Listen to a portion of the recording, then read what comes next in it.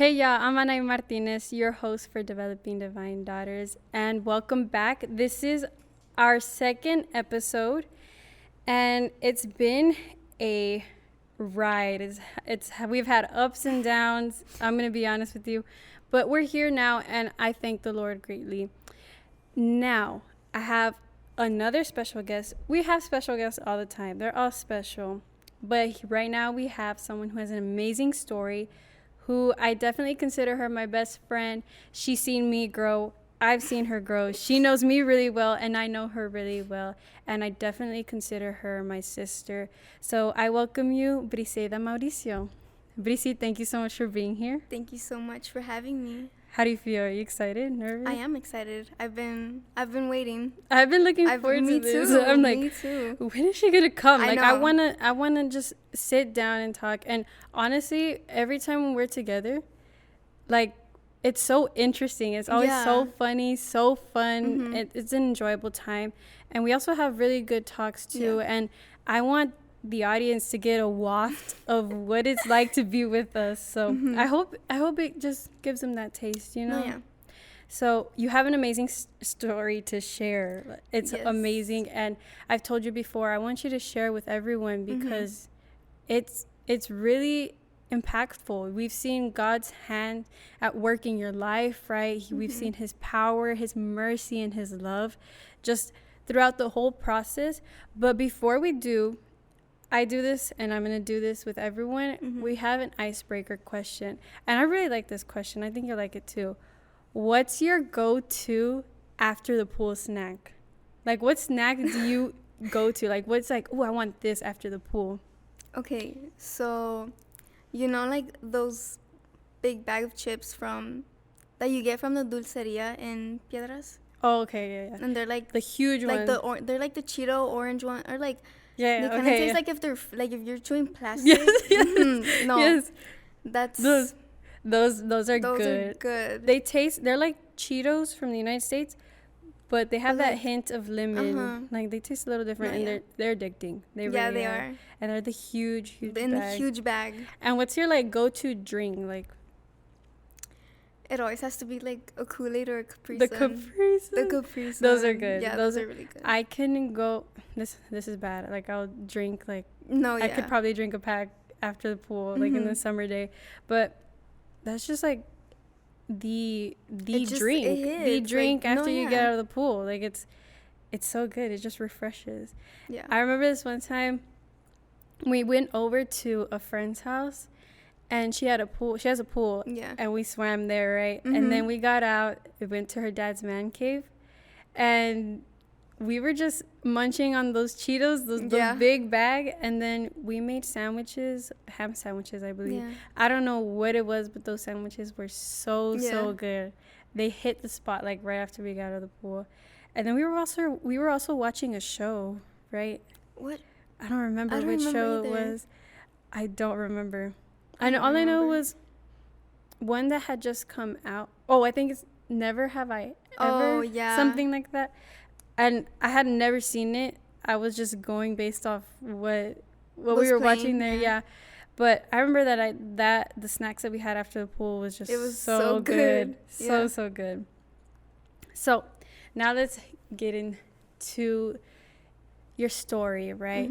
So you were diagnosed with leukemia. Yes. 3 years ago, I believe. Yes. Yeah. 3 years ago. Yeah. It was in COVID too. It was Everything COVID. happens in I know. COVID. So like, much happened. Really, No, yeah. COVID. Like, what is this?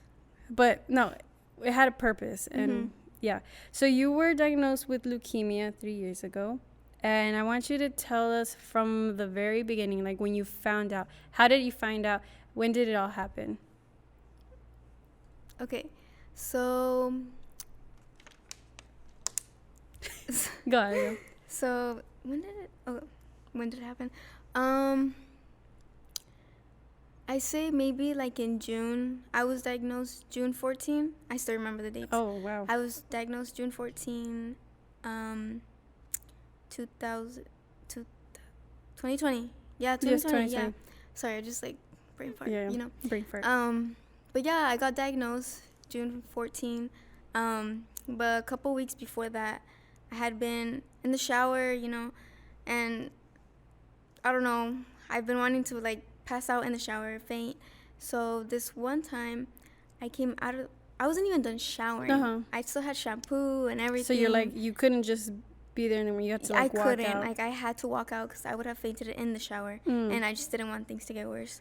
But got out, got the towel, ran to my mom's room, and she saw me and she's like, "Brisi, like what's wrong?" And my dad and my little brother were in there, and I just remember like me walking to her bed, like covering myself with a towel, and like she was more worried about me, like letting go of the towel and everything. Yeah, and she was like, "Agárrate," and I was just like what's going on? Because I just wasn't there. Yeah. And she told me that my whole I looked like a ghost. Like you were pale. My lips were pale. My skin was pale. Like I didn't look like myself.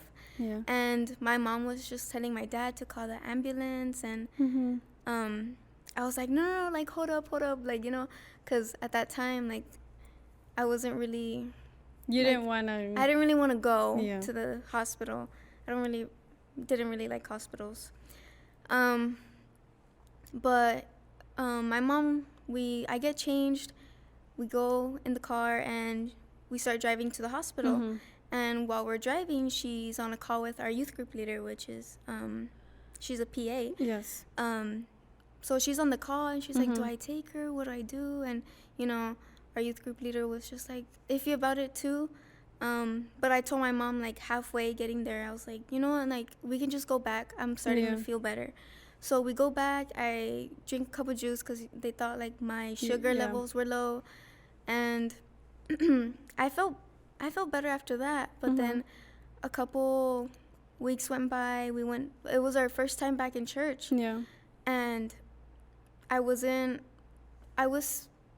feeling okay, you know, but my mom had told our youth group leader to check me, and I remember we were sitting on the couch. And we were like just talking like our normal. Yeah, we were just talking. Happy to see each other because we hadn't seen each other because of the pandemic and whatnot. But so I just remember we were sitting down and Landy comes over, and she's like, "Okay, Brisi, let me see your fingers." So she starts like squeezing my fingers. She tells me to put down like my eyes, and then she just had a look on her face. I remember because I also remember that you were really pale.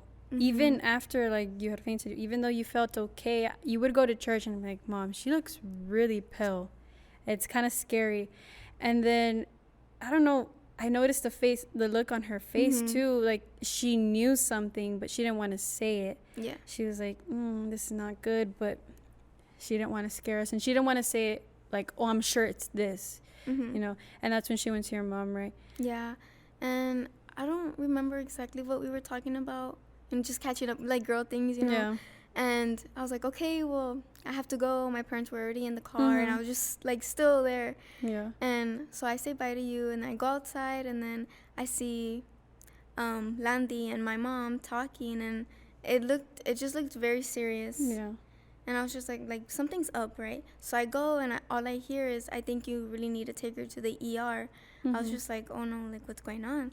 So my mom, well, we thought was just my iron deficiency was low, and I just needed to take pills for that. But I still remember everything, like exactly how it went down. We had gone to Sonic to get something to eat, and then like I still remember what I got and everything. But we went to the hospital, and then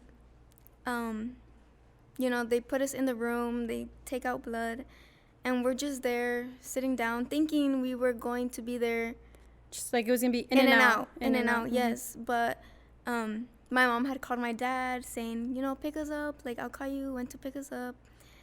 And so okay, the doctor comes in, and she just looks very like no emotion, like just like very serious. And I was just like, okay, like what's going on? She just says, "We think your daughter has cancer." Just flat out like that. Like nothing like, "I'm so sorry." Like no, just flat out, just straight to it. Yeah. And you know, at the time I was like, how can a doctor just do that? Like just tell us like flat out. But I'm very thankful like she did tell us flat out, because if she would have told us something else, I feel like another way would have been like, oh, this is bad. So I'm glad she told us like flat out. But as soon as she tells us that, I just look over to my mom, and like my eyes were so watery, and I'm just like to the point where like it blurred your vision. Yes. And all I remember was my mom was telling me, you're gonna be okay, like you're in God's hands and you're gonna be fine. And you know, at the time when you hear like cancer, you think of like they're gonna die or they're dying, right? But when they told me that, when the doctors told me that, my first like thought was, I'm gonna die. Like, and did you say it and like, oh, I know I'm gonna die, or just like, I could possibly die? I could possibly and die. I see that this is. Did you feel like, okay, this is it for me? Or honestly, yeah, because after they told me that, I didn't see a future. Like, I didn't see a future for myself. Like, I was like, where am I gonna be? Gone. Yeah, like everything just went, like, everything blurred. Yeah. Like, from that moment. And my mom calls my dad, lets him know, like, the news.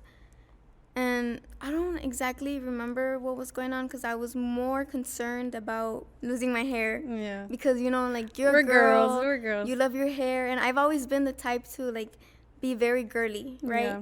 Growing up, we're like, yes, oh, makeup this, makeup that, let's do this. Yeah. And, you know, I grew up with, like, long, thick hair. Oh, yeah. Like, I grew up with a lot of hair. So, for me, my hair was everything. Like, that was, like, it was everything to me.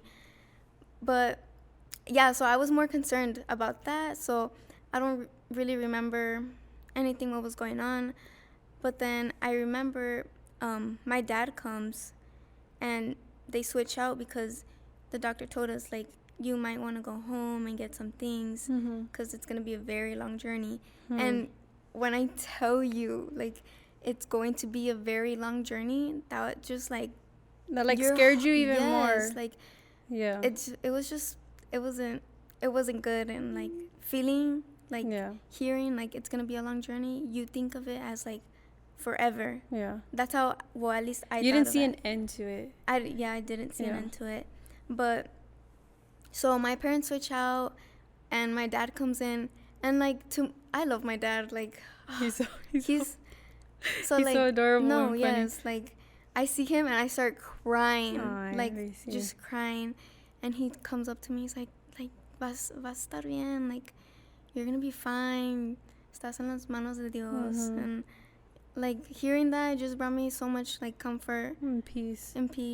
Yeah, I remember you called me that day, like, it was right after church. We were at my grandma's house and we were eating, we have our meals, you know, like every Sunday meal, and you call me and you're like crying, and I'm like, oh, let me go.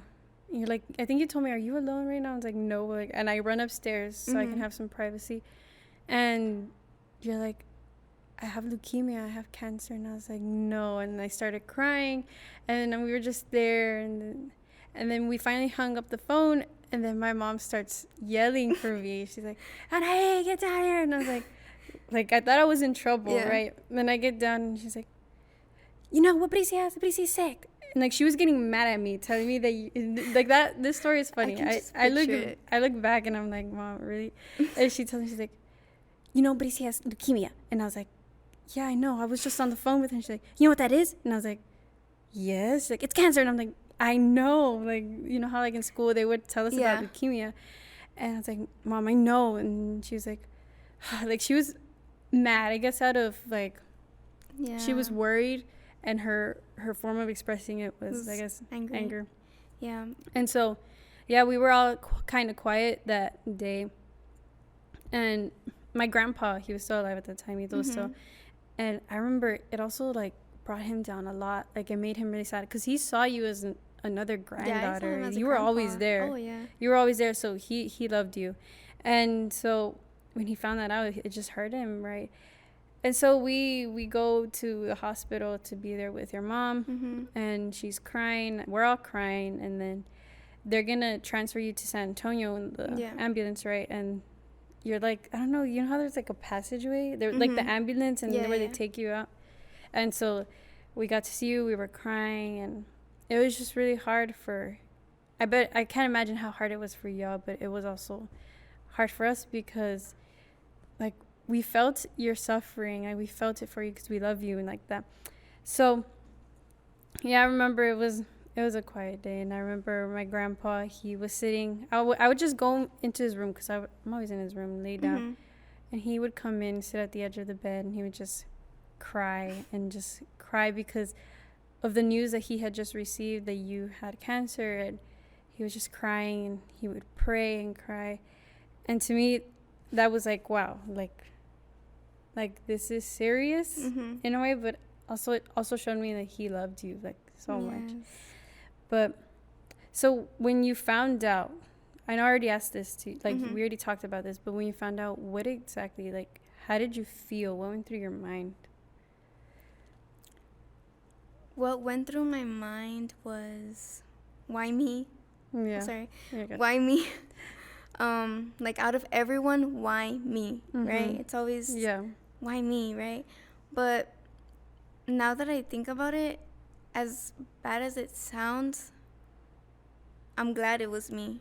I'm glad it happened to me, because I think it was an awakening for not only like me and myself, for my family, but for a lot of people. Like for the church, everyone around you. It was an awakening for all of us. No, would you say like you found out and were you like, oh, why? Like you questioned, why me?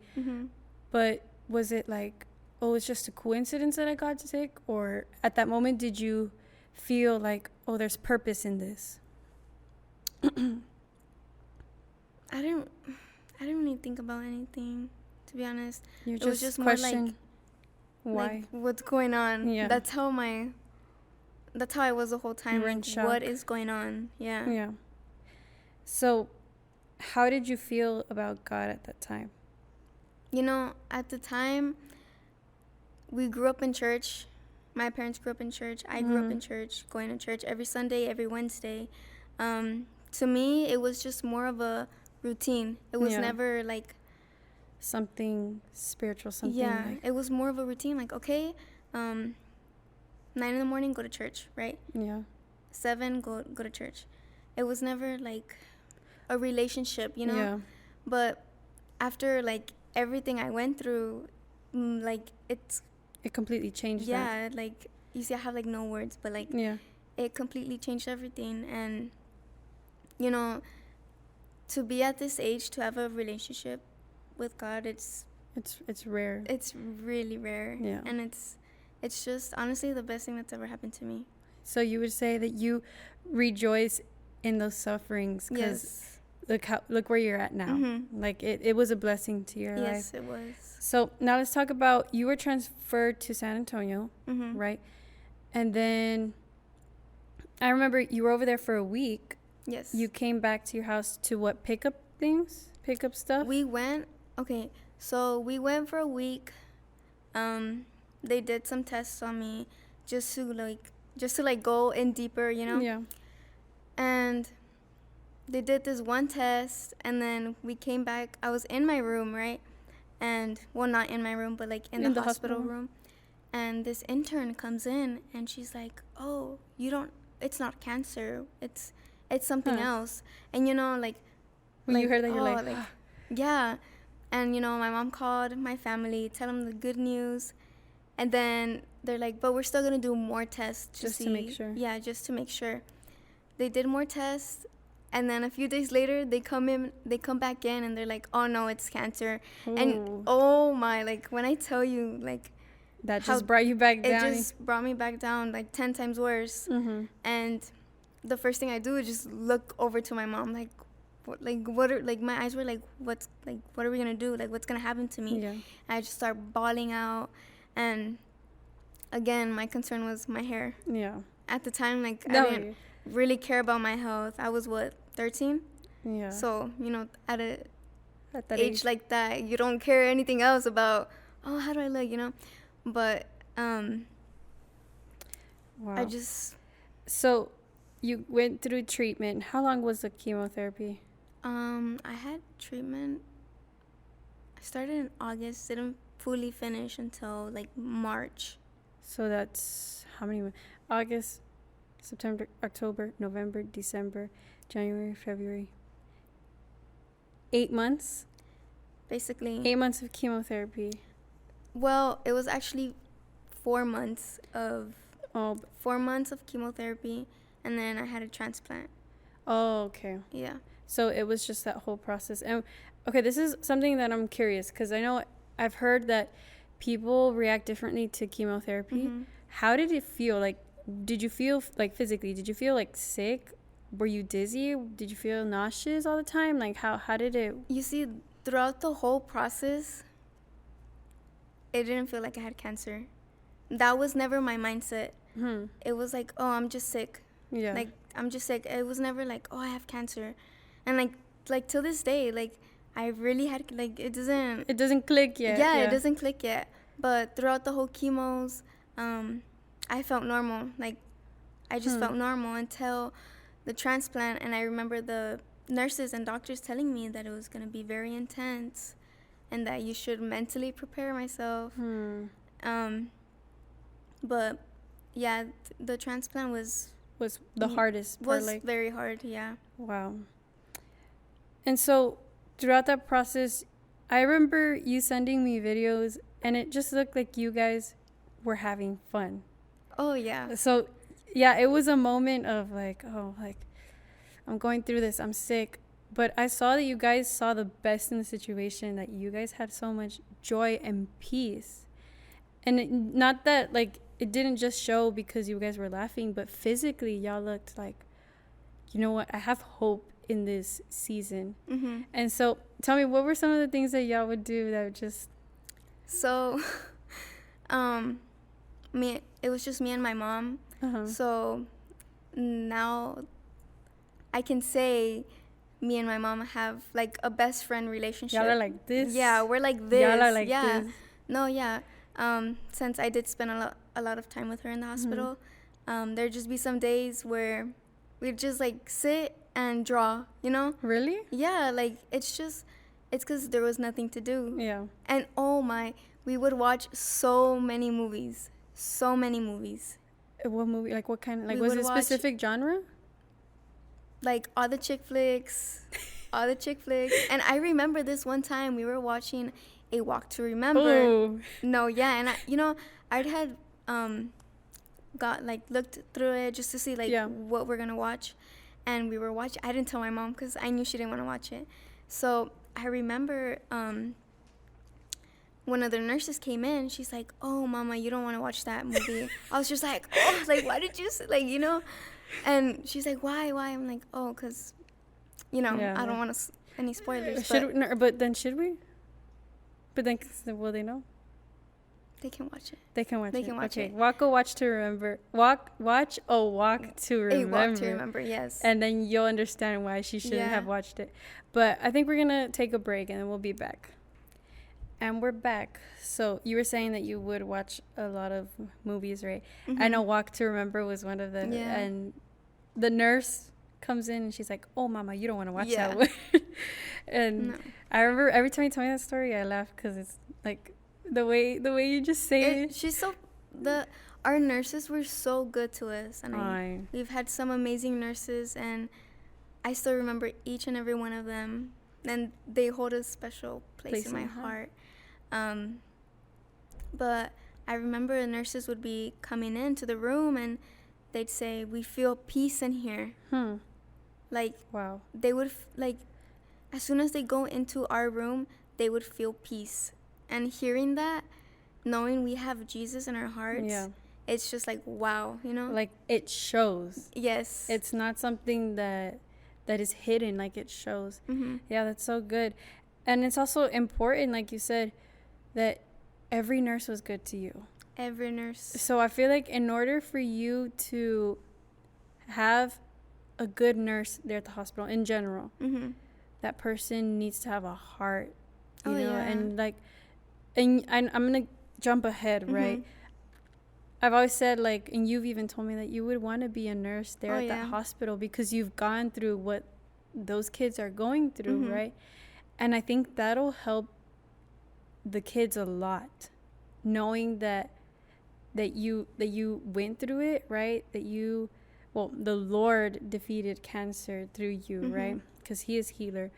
And so that also bring a lot of comfort and joy and peace to the kids, knowing like that you went through it too. So, but I'm jumping ahead, right?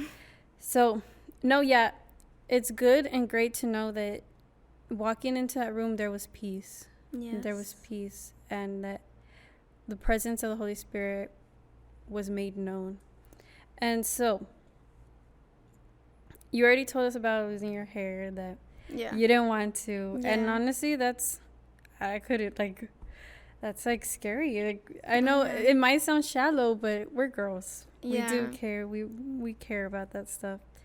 But I'm going to step in a little bit. You told me, and you've shared that when you were in the process, you had a vision, right? And I want you to tell us about that. So, I don't recall which procedure it was in. But I think I had a biopsy, just to check, right? Yeah. I was coming out of I was waking up from the anesthesia, and I just remember they were like pushing me out. Like, I was on the bed and they were pushing me out into like what is it called? The post-op, or like after I don't know. I don't know any about that stuff. You know way more. I forgot. But it's like the room, like recovery room. Yeah. They were taking me to that room, and I just remember one of the doctors was like, "You're a champ. You're a champ." And I just remember I couldn't see. I couldn't see, but I could hear everything that was going on. And I was panicking because, like, you couldn't see. I had my eyes open and I couldn't see. And I remember I started crying, and they put me in the recovery room, and I was just crying and crying and crying and crying. And the nurse calls my mom, like, to come and see me. And my mom heard a crying that sounded like if someone was getting murdered, right? Oh, wow. And my mom has never heard me cry like that before, so she didn't know it was me until she came in the room, and she's like, Brisi, are you okay? Like, what's wrong? What's wrong? And I couldn't talk because of how overwhelmed I was, right? Yeah. I couldn't talk. I couldn't see. And my mom would tell me, like, I would, like, squint my eyes because I was, like, slowly getting my vision back, but I couldn't really see. And, like, I would be touching my eyes, like, just to see if they're open, like, just to make sure if I didn't go crazy, right? Yeah. I was touching my eyes, and she's like, Brisi, like, are you okay? Like, what's wrong? She thought, like, something happened to me, or, like, they did something to me. And she's like, did something happen? Did something happen? And I was just like, yes. Like, I was nodding because I couldn't talk. I was just like, yeah. You were in shock that you... Yeah. And then she's like, good or bad? And I was just like, good. And then she's like, tell me, like, what's going on? And I just remember, like, wait. Hold up, like, let me catch, like, you know. And I finally told her, like, I saw something, and she got, like, scared again. Like, what did you see? Yeah. And I was just like, I saw something good. And I finally tell her that that I saw an angel telling me, not now, but you will be fine. And from there, just... Like, you were like, okay. I was just like, okay, like, I can sit down, relax, and just wait for this to go by. Yeah. And I'll know, like, I'm going to be okay. Yeah. So it brought you, like, a lot more peace and comfort. And you said it was, like, you couldn't see, like, was it, like, a bright light, or was it dark, or, like, how, like... It was, like, a silhouette, right? And it was just bright. Like, just bright. Everything was bright. And the light was, like... Or, like... The shadow was dark, but the light was behind it, kind of? No, the light was the silhouette. Okay. And there was, like, you could see, like, I saw, like, rays. You know how, like, the sun rays? Yeah. I saw, like, rays. You get what I'm saying? But all I remember was, like, not now, which is, like, it's not my time to go yet. Yeah. So that was just telling you that you have purpose in this, right? And that you're going to be okay. Wow, that's just... I remember, like, my dad, when you told that story to my dad, and my dad was like, wow, like, he wanted to tell everyone what you had seen. And, wow, that's really good. That's crazy. I still remember telling my dad, because I think it was one of those days where I was going to go back home for a week, and then I would come back. Okay. But my mom's like, tell your dad, like, wait, what happened? So I tell him. He was driving. I don't know where we were going. He was driving, and he had to pull over because he started crying. Wow. He was just touched. He had to pull over, and he was crying. Like, bawling his eyes out. And, we're over here crying again because it was just very touching. Yeah. And crying, like, the good cry. Like, it was a happy cry. Yeah. Wow. So I'm going to skip ahead. You were told that you were in remission, which is you were cancer-free, right? And how did you feel when you found out that you were cancer-free? I mean, I always knew. It was always something, like, at the time when they told me, like, oh, like, because it was all new for me. But as days went on, it was just like, I'm going to be fine. Yeah. Like, I'm going to be okay. So I remember my doctor telling me in the room with my mom, saying that I was in remission, and I had no emotion. I was just sitting there, like, or like, I knew it. Like I knew. Okay, and my mom, like, she was just like, like, relieved. Like, yeah, she was relieved, and I just sat there, like that's what the Lord did. Yeah, like you're like kind of like in a, not prideful, but you're like, yeah, the Lord did that. It was more like how do I say it? No, well, yeah, like, more like I knew it was gonna be okay, because the Lord told you. Yeah, I felt it. Now, what motivated you to keep fighting? Because I know there's people where they're like, this is too tiring. Like, I just wanna, like, I'm done. Like, what motivated you to keep going? I'd say a lot of things, but mostly sharing my story, letting people know. My mom, most definitely, because I don't know, she was there. She does so much for me, and I couldn't give up. Wow. So what did you learn from all of that? Like, over everything, all that you went through, the good, the bad, the ugly, what did you learn from all of that? I learned that you should just trust in God and put all your worries, because there'd be some days where I'd worry, and, like, this level would be high, and this is, like, it would just alter back and forth. Everything was a mess, and I'd just get super worried. And at the end of the day, I'm just like, when I would go to sleep, I'd just be like, okay, like, I shouldn't be worrying. Everything's in God's hands. Yeah. And we're human, we worry. Yeah, it's normal. But you just always have to have that it's in God's hands mindset. Yes. Yeah. No, yeah. I remember I was talking to your mom, and she was talking to this other friend who had come to church, and she was sharing everything that had happened, and she was in that season that she learned so much, that she grew so much. She would wake up praying. And so that's something that's like, I was like, wow, like, in a way I kind of envy that, because you want to wake up praying, like, you want it to be like that. But she said that she learned how to trust in God. And we were having Bible study recently the other day. We were talking about faith, a faith that saves. And we also talked about, like, we've all had situations that reveal to us what faith truly is, right? And I can say that was your situation. That taught you how to actually have a faith that saves, one that trusts in God, right? And so that is something so powerful that you got to experience that. Yes, it was, I can't even imagine what you went through. But, I mean, it taught you faith. And there'd be some days where I just sit there, and I tell my mom, how do people go through this without Jesus, God? How do they go through this? Like, who do they go to? Who do they run to? Who do they trust in? Yeah. I don't know. I know I couldn't do it without. Yeah. We've talked about it before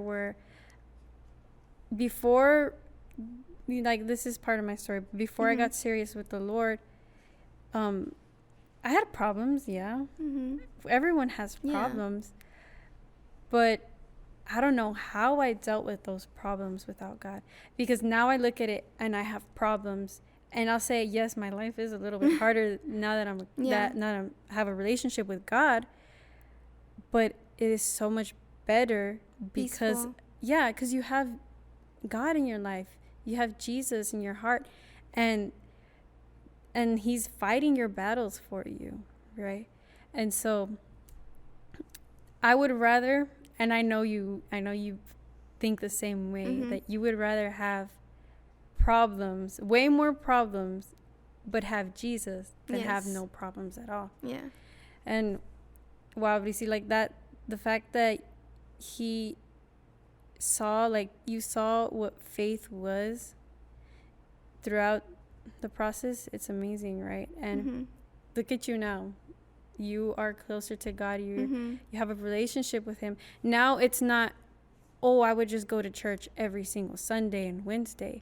But now I go to church and I have friends in Christ, right? And now my life is surrounded and he is at the center of it, And so that's good. So like you said, you went through all of this. Yes. And you're glad that you did.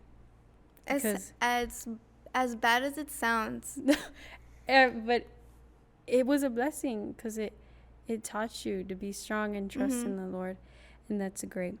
Now, I'm going to step more on the emotional side. How did you feel emotionally?